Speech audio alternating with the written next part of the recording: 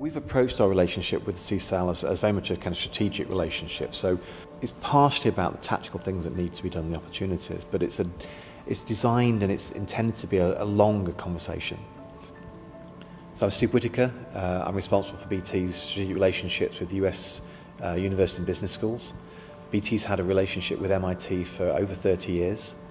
That's cross campus, but at the core of that has been this long-standing relationship with CSAIL and its faculty. So, for example, if we look at the implications of AI on an organisation, that's a 10-year journey, and so we need partners that can be with us for those, and also that they can contribute to quite a rich discussion around that, the implications of both technology, the people, strategy. So I think when we approach these things and working with groups like CSAIL, we tend to view it as an ongoing conversation.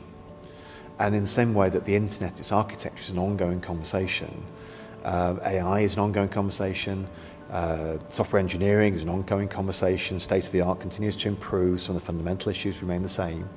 And I think that's the approach that we've taken, and in doing that we've tried to make sure that there are as many touch points between what we're doing with CSAIL and the rest of our organisation. So it's not just the researchers that are working with their peer researchers, it's our executives that are trying to understand the policy implications, that are trying to understand what's going to be possible in 5 years' time so they can begin to plan for it, they can think through, they can begin to organise for it.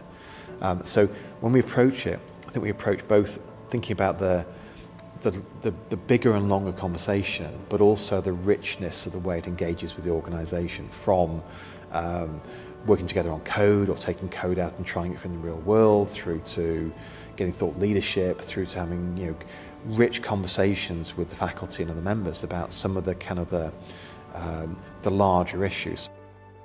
Different companies will find different portfolios of ways of working that work for their particular, the way their organisations are set up, their particular needs at the time, the particular kind of relationships they've got. And so as well as directly funding particular pieces of research work and working consortia, we've also had the opportunity to do some different kind of things together. So for example, we ran a joint cybersecurity conference focused on securing the enterprise together. We've done, for example, CSAIL faculty have spoken at MIT conferences we've co-hosted in the UK as a way of exposing the MIT research to a larger community in the UK. So I think that idea of finding things, unusual ways of doing things you both care about, and it might be through internships, it might be through conferences, it might be through doing white papers together. There's just all sorts of interesting ways of doing things that are not just the traditional fund a piece of graduate research work. And those ones often are easier for executives in an organisation to assimilate the results of it and have impact in the organisation. So whereas they might not read it's hard to get a director to read a graduate thesis, it's much easier for them to come along to a conference or a workshop that explores an issue along with other companies and stakeholders in government, for example.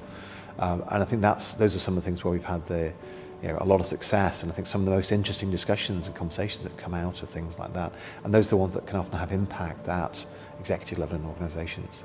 Computer science as an enterprise is a rich and diverse thing, and the danger of becoming just too focused on one individual aspect of it and then missing critical developments in other areas. So for example, it'd be very easy to be focused just on cybersecurity and to not be aware of what was going on around in, for example, the impact of AI on work, for example.